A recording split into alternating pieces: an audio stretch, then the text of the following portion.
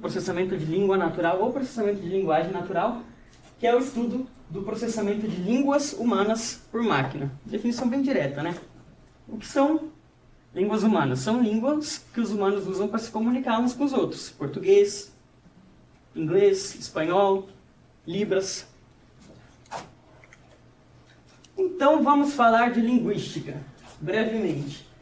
Temos aqui alguns níveis linguísticos, vocês devem se lembrar lá do ensino médio.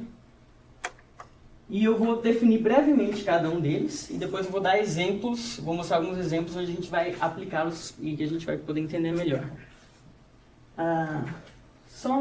Cabe aqui um alerta. Eu vou definir de uma maneira muito simples, que vai parecer que isso aqui é muito bem definido, muito bonitinho, quando na verdade não é.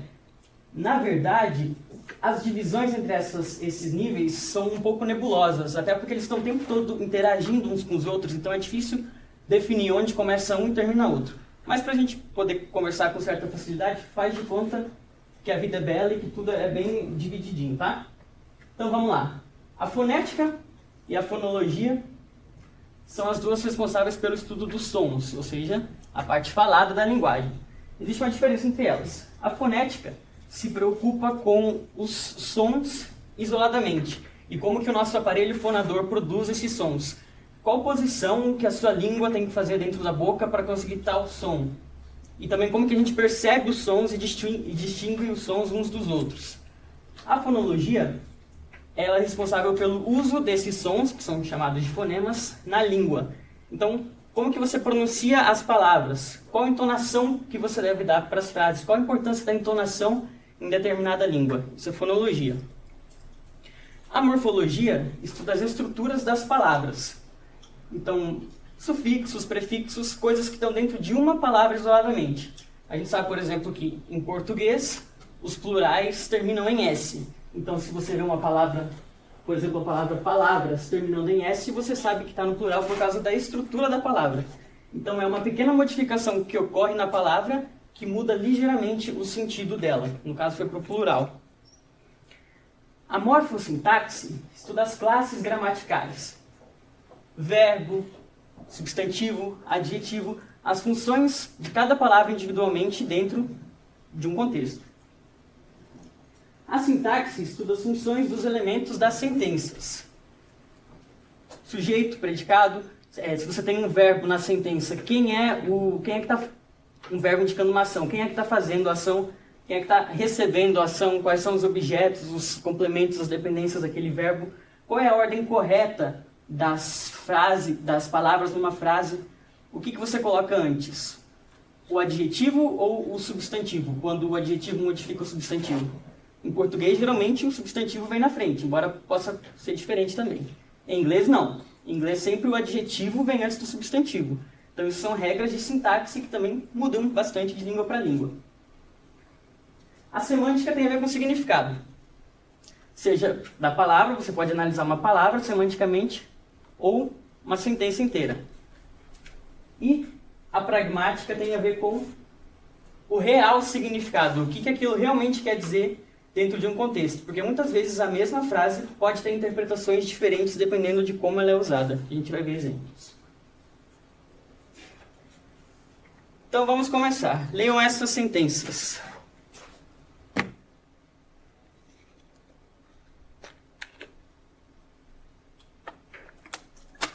O que podemos dizer sobre elas? Tem uma palavra sublinhada nelas, né? É a mesma palavra nas três? Bom, se escreve igual, né? Se escreve igual. Vamos olhar só as duas de cima primeiro, tá? A pronúncia da palavra sublinhada é a mesma? Não. Não. Eu choro todo dia. Embaixo é o choro do bebê ecoava. A pronúncia é diferente. Choro, choro. Tá, mas qual que é a diferença? A diferença está na primeira vogal. Em cima é O, embaixo é O. Tá, mas qual que é a diferença entre O e O?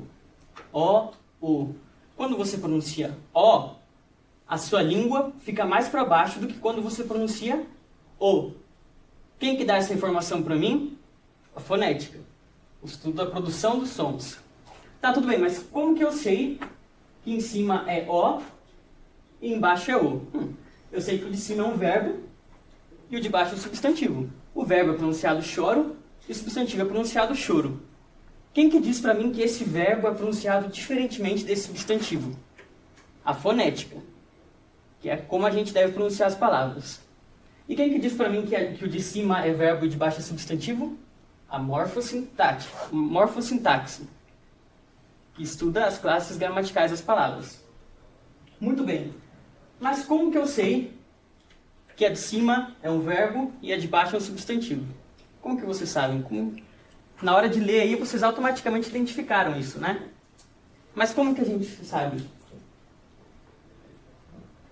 Eu estou falando essas coisas porque quando a gente processa a língua, quando a gente lê uma frase escrita e processa isso na nossa mente, isso acontece de maneira muito automática e a gente nem percebe. Mas se a gente quiser ensinar uma máquina a fazer isso, a gente tem que ir passo a passo, né? As máquinas aprendem passo a passo. Então eu estou mostrando para vocês qual seria o processo. Por exemplo, suponha que a gente quer desenvolver lá uma ferramenta de sintetização de voz, uma ferramenta que leia textos. A gente tem que saber essas coisas para poder programar aquilo. Então vamos lá, onde paramos? Como é que a gente ensina para essa ferramenta que o de cima é pronunciado diferente do de baixo? Eu falei que o de cima é verbo, de baixo é substantivo. Como que a gente sabe disso? Olha a primeira palavra da frase aqui. É um pronome pessoal. Ou se você não quiser ver como pronome pessoal, é a palavra eu. O que é mais fácil acontecer depois da palavra eu? Um verbo ou um substantivo? Um verbo. É mais provável acontecer um verbo depois de um pronome pessoal. Substantivo, muito dificilmente, né? Ia ficar alguma coisa tipo mim, Tarzan, você, Jane, que é uma frase que não é sintaticamente correta. Então a gente sabe na nossa mente que depois de um pronome pessoal vai vir um verbo. E a gente sabe que o verbo se pronuncia diferente do substantivo. Aqui embaixo, por outro lado, a frase começa com um artigo. Depois de artigo, geralmente vem verbo ou substantivo? Substantivo. É mais provável. Então, essas coisas de probabilidade podem sim ser usadas no processamento de linguagem natural. Você coloca no seu programa uma informação de o que é mais provável aquilo ali ser. Porque existe uma ambiguidade aqui, certo? A palavra é escrita da mesma forma. Para desambiguar, vocês consideram essas probabilidades. Bom, muito bem. Fonética, fonologia, morfologia, sintaxe, semântica. Aqui embaixo. A banda vai tocar um choro. Bom, aqui já é substantivo que eu sei, igualzinho aqui. Por quê? Porque tem um artigo antes.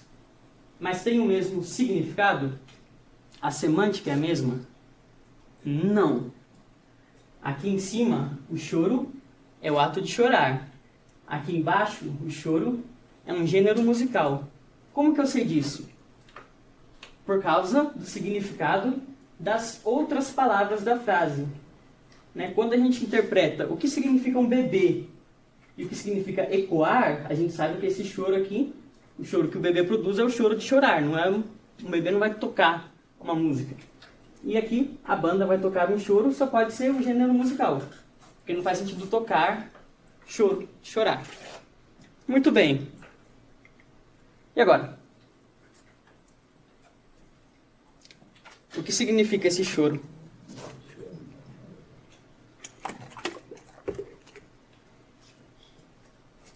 Gênero musical ou ato de chorar? Depende do contexto. A frase está lá, é uma só. A minha interpretação dela vai depender do contexto. Qual é? Por exemplo, se você pergunta para o seu professor, professor, como vai ser a prova semana que vem? Ele responder, vai ter choro? Você pode ficar preocupado. Agora, se você chega num festival de música brasileira, alguém fala para você, vai ter choro? Pô, pode ficar feliz, você foi lá para isso. Tá vendo como o contexto muda? E qual é o nível linguístico que estuda o contexto? É a pragmática. A pragmática estuda a interação entre a linguística e a não linguística, aquilo que está fora da língua, que é o contexto.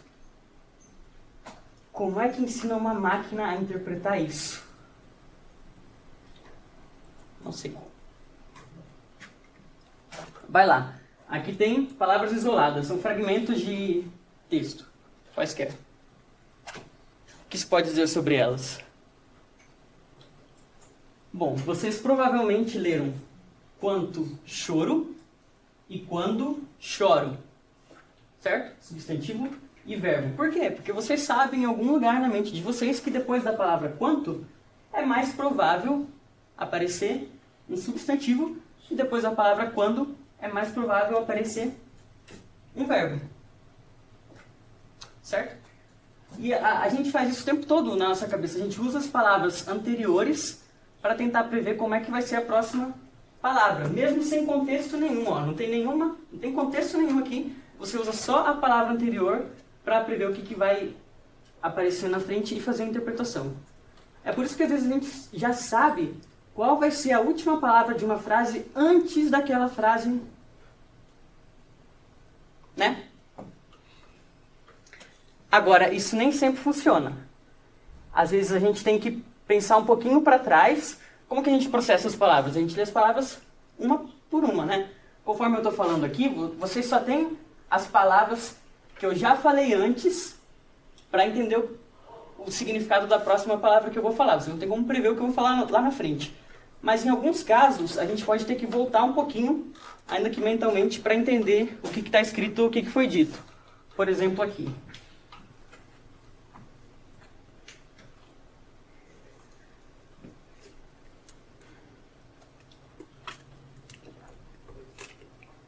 Talvez alguns de vocês entenderam de primeira, talvez alguns tiveram que ler 2 vezes. Mas qual que é o problema aqui? A Lídia e a Carla viram o Gabriel e o irmão dele. As viu. Opa, sobrou alguma coisa aqui. Quando eu li a primeira vez, eu pensei que o Gabriel e o irmão dele fosse um objeto composto, né, do verbo vir. Eu pensei que a Lídia e a Carla tivessem visto o Gabriel e o irmão dele. Mas não, porque tem um verbo sobrando aqui. Opa, tem um verbo. Esse verbo precisa de sujeito. Cadê o sujeito? É as? Não, porque as é pronome oblíquo, não pode ser sujeito. Então é o que vem antes, o irmão dele. Então a Lídia e a Carla viram o Gabriel. E o irmão dele as viu. Então esse aqui é uma conjunção separando 2 orações diferentes, claro. Tem 2 verbos. E esse verbo, esse irmão dele está ligado a esse verbo e não àquele. Então a gente muitas vezes, é normal, né? A gente só descobre isso quando chega no final da frase e vê que tem um verbo sobrando. Aí, tô lá no Twitter e vejo a seguinte publicação de um grande jornal brasileiro. Há um erro nesta página.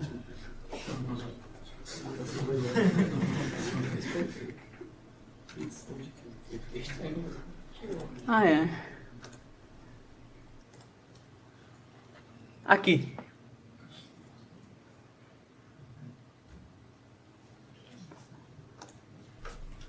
Temer anuncia a Gisele Bündchen no Twitter veto a trechos de MP que beneficiam os matadores. O que tem de errado nessa frase? Não tem nada de errado. E tem tudo de errado, na verdade. Ela está sintaticamente correta, quer dizer, as coisas estão lá. Só que tem muita dependência, é difícil da gente interpretar. Temer anuncia... Bom, Temer anuncia... Tudo bem, vimos que Temer é um substantivo, não pode ser um verbo no infinitivo não pode conjugar outro verbo. Mas o verbo anunciar é um pouco complicado, porque quem anuncia, qual que é uma regência razoável do verbo anunciar? Quem anuncia, anuncia alguma coisa para alguém, ou a alguém. Mas esse alguém normalmente é um grupo de pessoas, não uma pessoa só. Então, quando ele fala Temer anuncia a Gisele Bündchen, já buga um pouquinho. Aí continua. No Twitter, anunciou a alguém, em algum lugar, alguma coisa. E essa alguma coisa também tem um monte de dependências. Veto, A, trechos, BNP, que beneficiavam os matadores. Então isso eu não sei vocês, eu tive que dar umas 3 vezes a primeira vez para conseguir entender. Gente, me ajuda aqui, como eu coloco em tela cheia? Não tá, olha, ele fica rolando.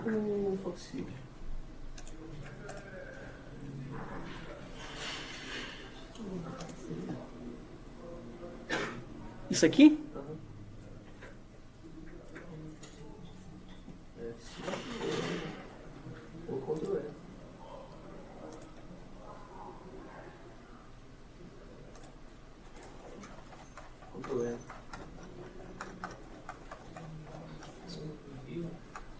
Ctrl L? É, Ctrl L. Não. Viu?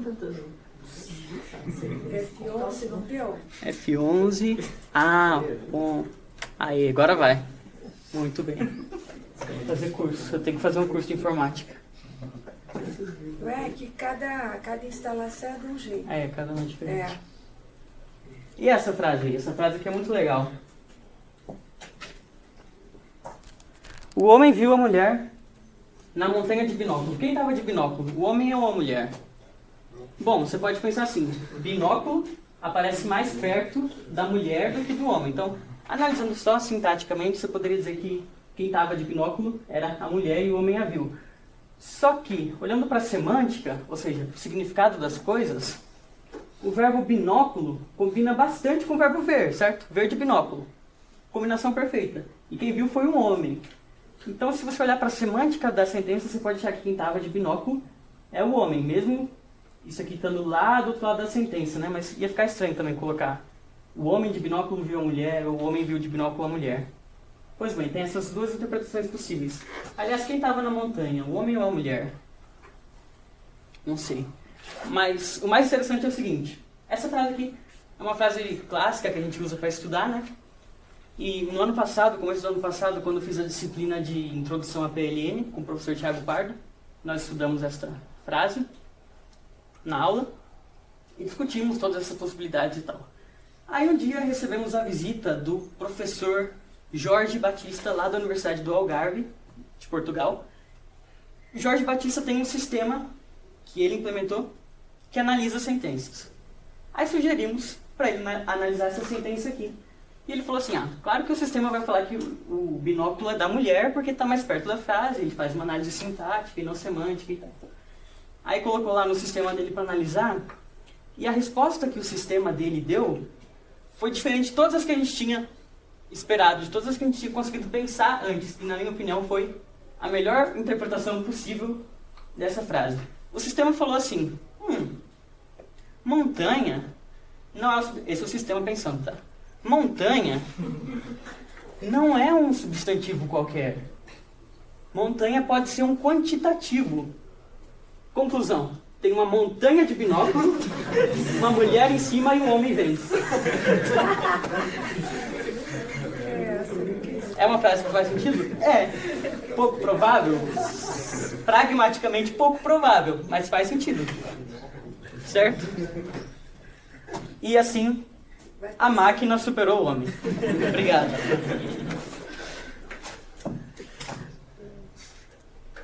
Você tem horas? O que vocês fazem quando ouvem essa pergunta? Se eu falo isso pra alguém, o que eu quero saber? Que horas são? Que horas são? Eu não quero saber se a pessoa tem ali com ela algum aparelhinho que mede as horas. Não, eu quero saber que horas são. Então, se você ouve essa pergunta, ou você vai falar, não, desculpa, não tenho, ou você vai falar as horas. Apesar de ser uma pergunta de sim ou não, né? Mas se você responder sim e não falar mais nada, isso é meio babaca. O que é? Ou você tem algum tipo de problema. Não, gente, é sério. Tem pessoas que têm problemas para fazer a interpretação pragmática. Por algum motivo, por exemplo, diferenças culturais. Olha esse relato. Perguntei para minha colega chinesa se ela tinha o telefone de uma pessoa. Ela disse que sim. Perguntei se ela poderia me passar. Ela disse que sim. Até agora ela não me passou o número. Qual que é a dificuldade de comunicação que aconteceu aqui? É uma dificuldade pragmática. E comunicação é difícil, né, gente? Existe lapsos de comunicação para todo lado. Agora imagina a comunicação de um humano com outro é difícil. Agora imagina colocar uma máquina para interpretar isso. É uma loucura. Vamos lá. Em inglês agora. Quem gosta de inglês aí? O que quer dizer essa frase?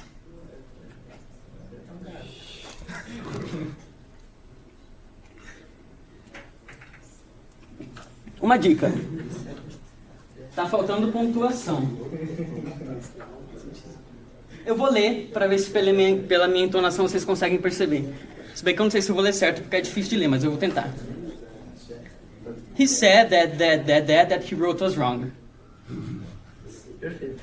He said that he wrote was wrong. Ok? Com a pontuação agora, facilita. Claro. O que está acontecendo aqui? esse primeiro that é uma preposição, está ligada diretamente no verbo ser. Esse that aqui é um pronome demonstrativo. Isso aqui que está entre aspas é um trecho de texto de outro lugar. Esse outro that aqui é uma conjunção, está ligando um pedaço da sentença na outra. Então, deu para entender agora? Não. Traduzindo então, com a tradução vai dar para entender. Ele falou que aquele that que ele escreveu estava errado. Ele falou que aquele that que ele escreveu estava errado. Essa é a tradução. Mais uma agora, última sentença. Para vocês. Lá no último slide eu coloquei algumas para vocês pensarem em casa, tá? Depois vocês veem. Aliás, eu posso compartilhar os slides com vocês depois, se vocês quiserem. Vamos lá. Se puder me mandar, põe no site. Mando. Vou ler, tá? Para ver se pela entonação vai. Police. Police. Police.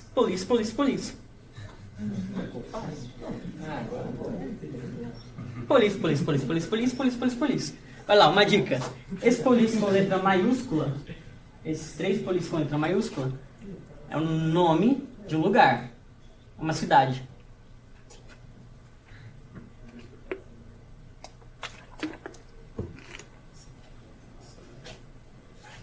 Esse aqui quer dizer polícia. Ficou fácil agora? Ó, vamos lá. Police. Em inglês tem essa coisa fantástica que isso aqui é um substantivo, né? Um nome próprio.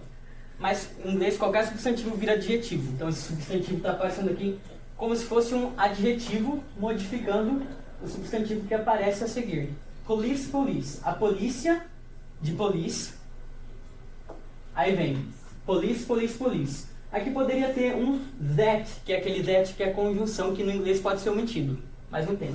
Então, a polícia de polícia, que a polícia de polícia policia, a polícia de polícia.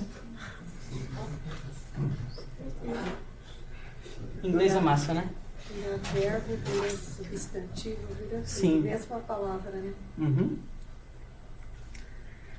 Para fechar já a parte de linguística computacional, vou citar brevemente algumas tarefas da área.